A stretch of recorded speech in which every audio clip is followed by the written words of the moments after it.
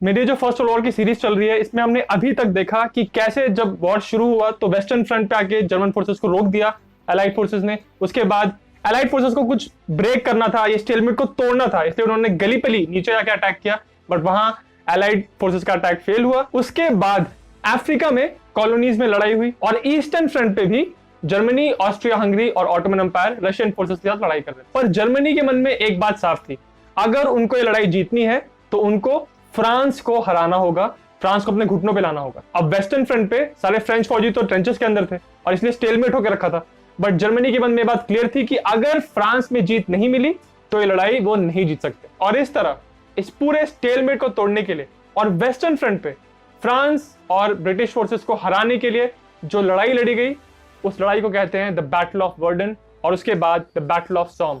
और ये दोनों लड़ाइयां पहले विश्व युद्ध की सबसे भयंकर लड़ाइयां थी। कहानी शुरू होती है साल 1915 के लेट तक आते आते। उस समय तक वेस्टर्न फ्रंट पे ट्रेंचेस खुदे हुए थे और दोनों फोर्सेस अपनी अपनी जगह पे सेट हो गई थी। बट जर्मनी की लीडरशिप ये बात जानती थी कि उनको अगर आगे बढ़ना है तो यहां ब्रेक थ्रू पाना बहुत जरूरी है। तो उस टाइम जर्मन फोर्सेस के जो कमांडर थे उनका नाम था एरिक वॉन फैल्केनहाइन। वो ये बात अच्छी तरह से जानते थे कि ये जो पूरी लड़ाई चल रही है ईस्टर्न फ्रंट पे, वेस्टर्न फ्रंट पे, नीचे की साइड, ये सारी लड़ाई का जो फाइनली जो रिजल्ट निकलेगा वो फ्रांस की सरजमी पर ही निकलेगा।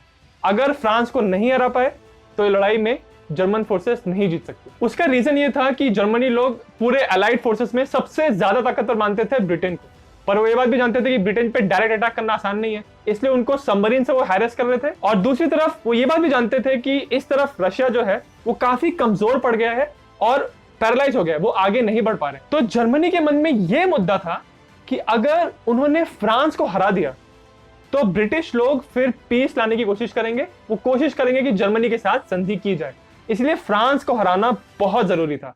ये जर्मनी के लोग सोच रहे थे। इसीलिए जर्मन कमांडर फैल्केनहाइन ने अपने किंग को बोला कि हम अटैक करते हैं फ्रांस के वर्डन एरिया में। वर्डन को अटैक का रीजन चुनने के लिए कुछ 2-3 रीजन थे।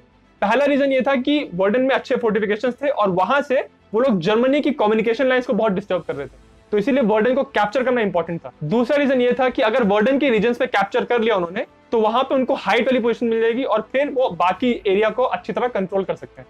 और तीसरा रीजन था साइकोलॉजिकल। जर्मनी ये बात जानते थे कि फ्रांस के लिए वर्डन की बहुत ज्यादा हिस्टोरिकल इंपॉर्टेंस है। उसका रीजन ये था कि साल 1870 और 71 के समय एक फ्रैंको प्रशियन वॉर में फ्रांस की हार हुई थी और वर्डन जो था वो लास्ट एरिया था जिसपे फ्रांस ने अपनी हार कबूल की थी। तो इसीलिए फ्रेंच लोगों के लिए वर्डन की एक हिस्टोरिकल, एक साइकोलॉजिकल इंपॉर्टेंस थी और ये बात जर्मनी लोग जानते थे। इसीलिए जर्मन कमांडर फैल्केनहाइन को यह था कि अगर उन्होंने वर्डन पे अटैक किया तो पूरी फ्रेंच आर्मी अपनी पूरी ताकत लगा देगी वर्डन को डिफेंड करने के लिए। और बिल्कुल यही जर्मन कमांडर चाहता था कि फ्रांस अपनी पूरी ताकत वर्डन को डिफेंड करने में लगा। फैल्केनहाइन इस बात को जानता था कि वर्डन फ्रेंच लोगों के लिए एक नेशनल प्राइड का सिंबल है, तो किसी भी कीमत पे वो उस जगह को छोड़ेंगे नहीं, रिट्रीट नहीं करेंगे और वहीं पे अपने सोल्जर्स को भेजते रहेंगे और वहीं पे उनकी आर्मी जो है वो धीरे धीरे करके कमजोर होती रहेगी। यहाँ पे मैं आपसे एक सवाल पूछना चाहता हूँ, क्या आपको लगता है कि अगर कोई बाहरी ताकत आपके देश पे अटैक करती है और कोई बहुत इंपॉर्टेंट जगह है, जो जिस जगह के लिए आपके लिए बहुत कल्चरल इंपॉर्टेंस है या आपके देश के गौरव से जगह जुड़ी हुई है, तो क्या आपको ऐसा लगता है कि उस जगह को टू द डेथ डिफेंड करना चाहिए, कुछ भी हो जाए बट वो जगह आपके हाथ से नहीं जानी चाहिए? या क्या आप ये मानते हैं कि कभी कभी स्ट्रेटेजिक रिट्रीट करना जरूरी होता है कि कुछ समय तक पीछे हट जाए और एक अच्छी पोजीशन से आके काउंटर अटैक करें?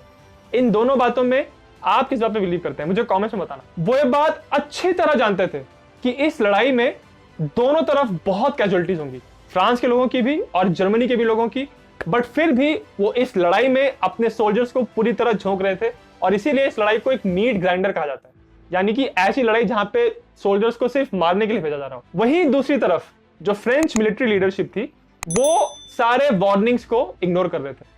उनको नहीं ऐसा लग रहा था कि वर्डन पे अटैक होगा और यहां तक कि उन्होंने वर्डन के जितने डिफेंसेस थे उनको थोड़ा कमजोर कर दिया था। उसका रीजन ये था कि वहां पे जितनी भी इंपॉर्टेंट फोर्सेस थी, आर्टिलरी थी, उसको वहां से निकाल के फ्रेंच फोर्सेस कहीं और मूव कर रही थी ताकि वहां से वो अटैक कर सके। तो इसका मतलब ये हुआ कि वर्डन अच्छी तरह डिफेंडेड भी नहीं था और वहां जर्मन्स ने अपनी फ्रंट लाइंस की तरफ 1200 आर्टिलरी गन्स इकट्ठा कर ली थी और 25 लाख शेल्स फायर करने के लिए लोग तैयार हो गए थे। और ये सब हो रहा था फ्रेंच लोगों की नाक के नीचे, वो बिल्कुल एक्सपेक्ट ही नहीं कर रहे थे कि यहां पे अटैक होगा। तो साल 1916 21 फरवरी का वो दिन था जब सुबह 7:10 पे फ्रांस की सरजमी पे वर्डन के एरिया में धरती कांपने लग गई। और ये वो टाइम था जब पहला जर्मन शेल यहां पे आके एक्सप्लोड किया और इस तरह शुरू हो गया द बैटल ऑफ वर्डन। यहां पे ध्यान देने वाली बात यह है कि जर्मन्स एक छोटे से एरिया पे अटैक नहीं कर रहे थे, वो पूरी अपनी फ्रंट लाइंस लगभग 20 किलोमीटर से भी ज्यादा एरिया था जहां पे एक साथ वो लोग मूवमेंट करने की कोशिश कर रहे थे। बट जर्मन ट्रूप्स के मूवमेंट के पहले, उनको ट्रेंचेस से निकालने से पहले, जर्मन आर्टिलरी ने बहुत धमाकेदार बॉम्बार्डमेंट किया पूरी फ्रेंच लाइंस पे। फैल्कनहाइन का प्लान यह था कि अपने जर्मन ट्रूप्स को ट्रेंचेस से निकाल के अटैक करवाने से पहले वो बहुत हैवी बॉम्बार्डमेंट करवाएंगे फ्रांस की लाइंस पे, फ्रांस के ट्रेंचेस पे। और इसीलिए उन्होंने अपने आर्टिलरी के बंदों को ऑर्डर दे दिया था कि इतना हैवी बॉम्बार्डमेंट करो फ्रेंच लाइंस पे कि कोई ऐसा ट्रेंच ना हो, कोई ऐसी जगह ना हो, कोई ऐसा कोना ना हो जहां पे कोई भी फ्रेंच फौजी सेफ महसूस करे। कहीं पे भी एक भी कोना नहीं बचना चाहिए, इतना हैवी बॉम्बार्डमेंट का उसने ऑर्डर दिया और उसकी ये स्ट्रेटेजी कामयाब साबित हुई। इस हैवी बॉम्बार्डमेंट के बाद जर्मन फोर्सेस की एक छोटी सी टुकड़ी गई आगे फ्रेंच लाइंस को पूरा इन्वेस्टिगेट करने के लिए और देखने के लिए कि यहाँ पे कोई बचा तो नहीं है, बट वो पूरी तरह वो लाइंस डिस्ट्रॉयड थी। उसके बाद वहां पहुंचने के बाद वापस उन्होंने आगे के ट्रेंचेस पे बॉम्बार्डमेंट शुरू किया। तो इस तरह से वो बॉम्बार्डमेंट कर रहे थे जर्मन फोर्सेस और धीरे धीरे आगे बढ़ रहे थे। ये इतना इफेक्टिव साबित हुआ था कि 3 दिन के अंदर अंदर यानी फरवरी 24 तक आते आते जर्मन फोर्सेस ने 2 फ्रेंच लाइंस को डिस्ट्रॉय कर लिया था। ये बहुत बड़ी बात थी। आप खुद इस बात से अंदाजा लगा सकते हैं कि इस सारी जो घटना हो रही थी इसका कितना बुरा इंपैक्ट पड़ रहा होगा फ्रेंच मोराल पे। बट अभी भी बहुत कुछ और होना बाकी था। जो फ्रेंच लोगों के लिए एक बहुत इंपॉर्टेंट जगह थी, एक किला जिसका नाम था फोर्ट डोमन, वो उनके लिए एक और नेशनल प्राइड का सिंबल था और वो फोर्ट बहुत स्ट्रांगली डिफेंडेड था, ऐसा लोग मानते थे। बट रियलिटी में हुआ ये कि जब जर्मन आर्मी ने वहां पे एडवांस करना शुरू किया तो सिर्फ एक छोटी सी जर्मन टुकड़ी ने उस फोर्ट में एंट्री की और देखा कि वहां पे कुल मिला के सिर्फ 57 फ्रेंच सोल्जर्स थे और बिना किसी हैवी रेजिस्टेंस के, बिना किसी कैजुअलिटी के उस फोर्ट को कैप्चर कर लिया गया। और जब फोर्ट डोमन के कैप्चर की न्यूज बाहर पहुंची तो फ्रेंच मोराल तो पूरी तरह धराशायी हो गया और दूसरी तरफ जर्मनी के लोग इतने खुश हुए, इतने वहां पे सेलिब्रेशन होने लगे जर्मनी में, और यहां तक कि जर्मन स्कूल्स में इस जीत को सेलिब्रेट करने के लिए छुट्टी दे दी गई। इतनी बड़ी सेलिब्रेशन थी इस फोर्ट को कैप्चर करने के लिए। इन सब गतिविधियों से ये सब होता देख के फ्रेंच लीडरशिप बहुत घबरा रही थी। उनको ये था कि ये किसी भी कीमत पे वर्डन को डिफेंड करना ही है। इसीलिए उन्होंने वर्डन को डिफेंड करने के लिए एक नए बंदे को अपॉइंट किया। इस आदमी का नाम था जनरल फिलिप पेतौन। इस बंदे की ऐसी रेपुटेशन थी कि ये जगहों को बहुत अच्छे से डिफेंड कर पाता है, इसीलिए वर्डन को डिफेंस करने का जिम्मा इस बंदे को दिया गया। अपॉइंट होने के बाद फ्रेंच जनरल ने सबसे पहले ये डिसाइड किया कि उनको कुछ भी करके वर्डन को अगर डिफेंड करना है तो वहां की जो सप्लाई लाइंस हैं वो बरकरार रहनी चाहिए, ताकि लगातार मटेरियल, ट्रूप्स और जितना भी सप्लाई का सामान है वो पहुंचता रहे फ्रंट पे। बट अब दिक्कत ये थी कि जर्मन आर्टिलरी जो इतना हैवी बॉम्बार्डमेंट कर रही थी उस वजह से फ्रेंच रेल रोड डिस्ट्रॉय हो गए थे, तो वो ट्रेन को यूज नहीं कर सकते थे। बट अगर वर्डन को डिफेंड करना है तो सप्लाई तो करनी है फ्रंट तक, तो उन्होंने एक डर्ट रोड को इस्तेमाल किया।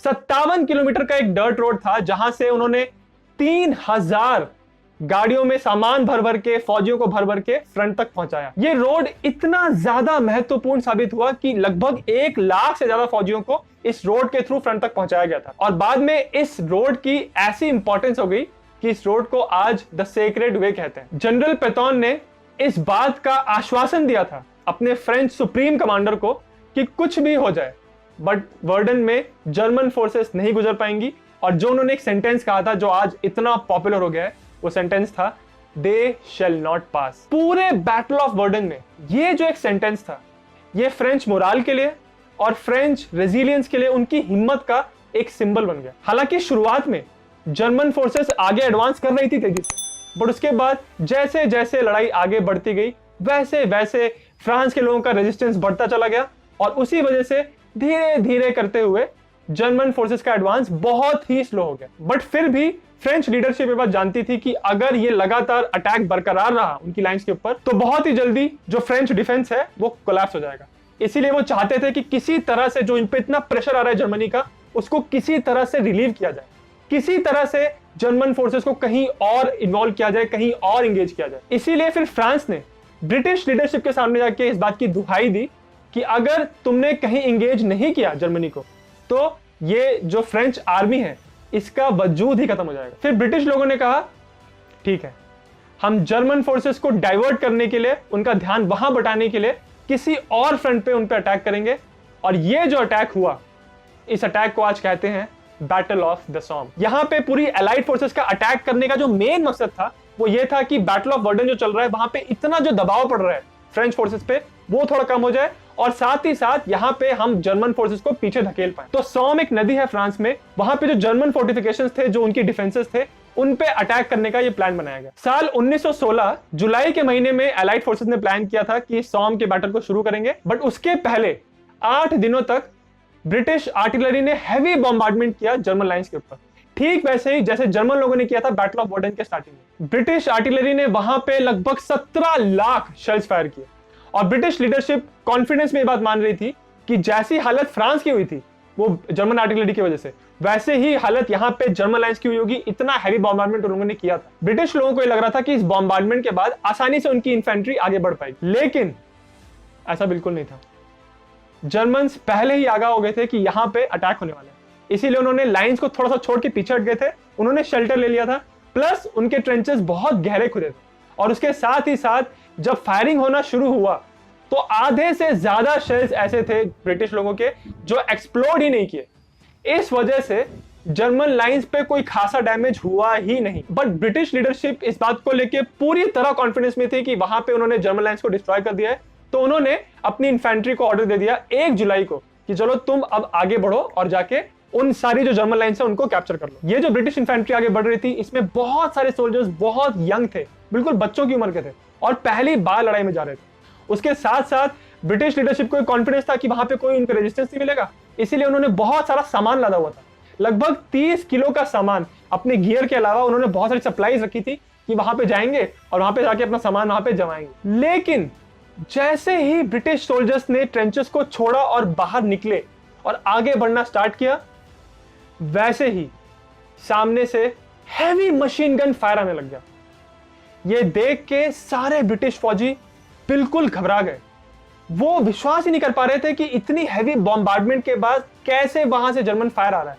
बट सारी मशीन गन्स वहां पे तैनात थी, और एक के बाद एक बटालियंस आगे बढ़ते गए और जर्मन मशीन गन्स के सामने आके गिरते गए। इतनी बुरी हालत हो गई थी कि इस लड़ाई के बिल्कुल पहले ही दिन जब ब्रिटिश सोल्जर्स ने वहां पे एडवांस किया तो 20,000 सोल्जर्स की वहां पे जान चली गई। आज भी ये जो एक दिन था, इसको पूरी ब्रिटिश मिलिट्री हिस्ट्री का सबसे डिजास्टरस, सबसे ज्यादा खराब दिन माना जाता है, क्योंकि एक ही दिन इतने सारे सोल्जर्स को उन्होंने गवा दिया। एक जर्मन मशीन गनर ने कहा था कि इतना आसान था उन लोगों को, ब्रिटिश लोगों को मारना, कि वो सिर्फ अपनी गन्स को, अपनी मशीन गन्स को सिर्फ रीलोड कर रहे थे।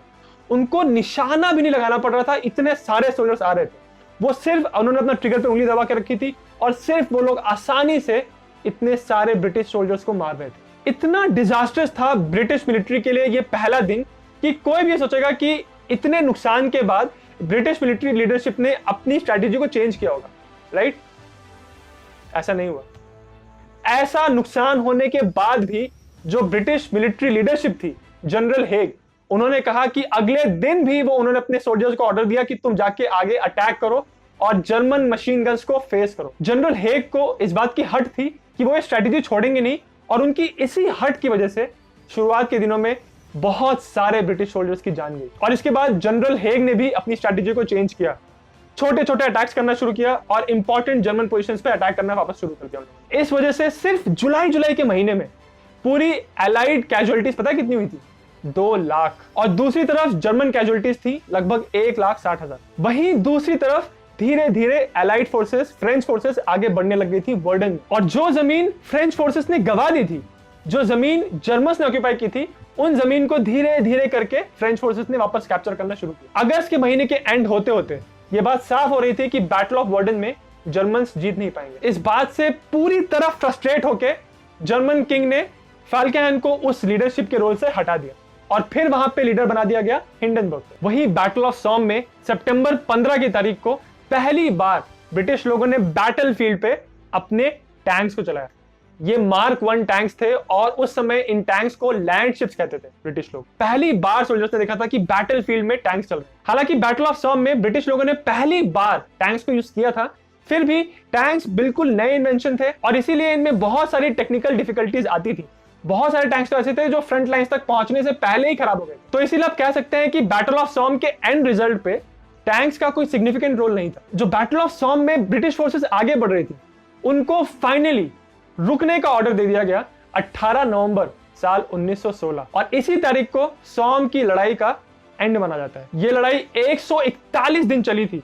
और आप क्या गैस कर सकते हैं कि इस पूरी लड़ाई में टोटल कितना एरिया कैप्चर किया होगा ब्रिटिश फोर्सेस ने? Only 11.2 kilometres.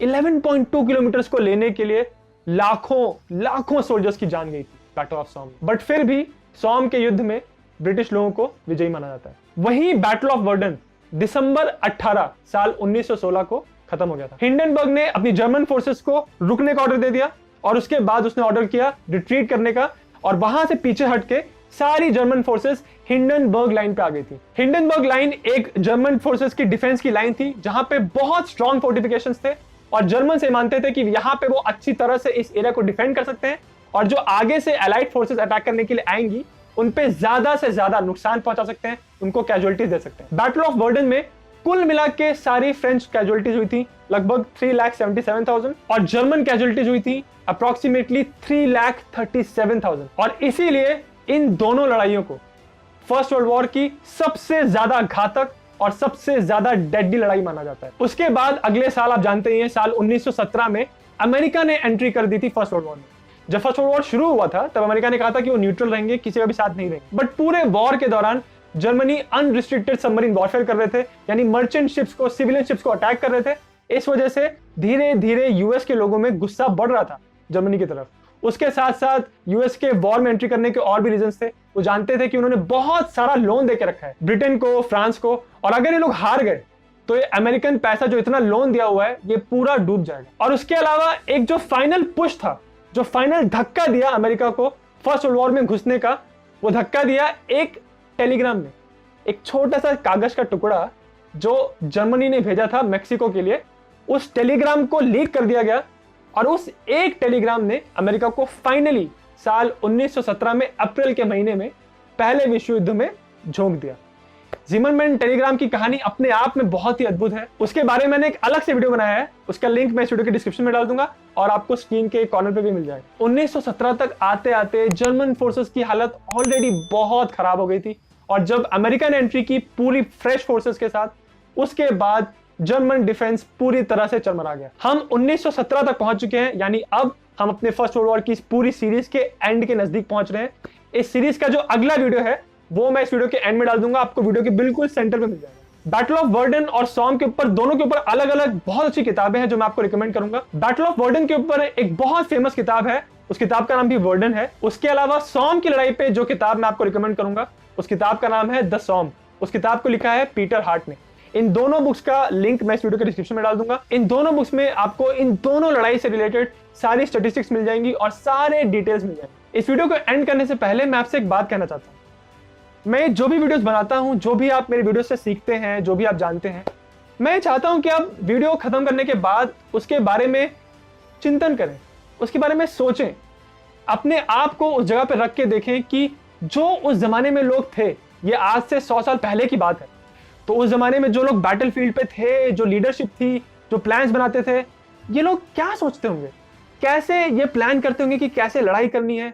इतने सारे लोग वहां पे इंजर होते थे, इतने सारे लोग मरते थे, ये सारी प्लानिंग कैसे होती थी। मैं आपसे ये बात इसलिए कह रहा हूं क्योंकि आज जब 2021 में बैठ के हम 100 साल पुरानी लड़ाइयों को जब एनालाइज करते हैं, हम सोचते हैं कि कैसे एलाइड लीडरशिप ने इतनी गलती की। सॉम की लड़ाई की शुरुआत में जब वो जानते थे कि पहले दिन 20,000 कैजुअलिटीज हो गई हैं, फिर भी अगले दिन उन्होंने वापस अपने सोल्जर्स को मरने के लिए आगे भेजा। ये जब हमको दिखाई पड़ता है कि इतनी ऑब्वियस गलती है, तो क्यों उस समय ब्रिटिश लीडरशिप को ये बात दिखाई नहीं पड़ रही थी कि ये स्ट्रैटेजी फेल होने वाली? क्या जो ब्रिटिश जनरल था उसकी रिस्पॉन्सिबिलिटी थी कि अपने ट्रूप्स की रक्षा करे, अपने ट्रूप्स को मरने के लिए ना भेजे, या क्या उस जनरल का सिर्फ एक मुद्दा था कि उसको लड़ाई में किसी भी कीमत पे जीत हासिल करनी है, चाहे कितने भी सोल्जर्स की जान चली जाए? मैं जब भी किसी डेडली लड़ाई के बारे में पढ़ता हूँ, वर्डन, सॉम और सेकेंड वर्ल्ड वॉर में तो बहुत सारी लड़ाइयां ऐसी हुई हैं, जब भी मैं ऐसी लड़ाइयों के बारे में पढ़ता हूं तो हमेशा मेरे दिमाग में बात आती है कि क्या लीडरशिप का ये रोल होता है कि आपको लड़ाई जीतनी है, कि क्या उनको ये भी देखना होता है कि उनके ट्रूप्स की जान ना जाए, ज्यादा से ज्यादा लोगों को बचा पाए, क्योंकि इन दोनों चीज को मिला पाना, एक ऐसी स्ट्रेटेजी बनाना जिसमें दोनों चीज मिल जाए, बहुत ही मुश्किल होता होगा। मैं पर्सनली कभी भी इस बात पर डिसाइड नहीं कर पाता हूं कि इन दोनों में से ज्यादा इंपॉर्टेंट चीज क्या है। इसके बारे में आप क्या सोचते हैं, अपने विचार मुझे कमेंट्स में जरूर बताइए, क्योंकि मैं जानना चाहता हूं कि जनरली लोग इसके बारे में क्या सोचते हैं। अगर आप जनरली हिस्ट्री में इंटरेस्ट रखते हैं तो आप मेरा इंस्टाग्राम पेज फॉलो कर सकते हैं। उस पर मैं हिस्ट्री से रिलेटेड छोटी छोटी स्टोरीज डालता रहता हूं, और मैं क्या पढ़ रहा हूं, किस टॉपिक के बारे में वीडियो बना रहा हूं, वो सारे अपडेट आपको वहां मिल जाएंगे। और अगर आपको वीडियो अच्छा लगा तो मेरे चैनल को सब्सक्राइब जरूर करें।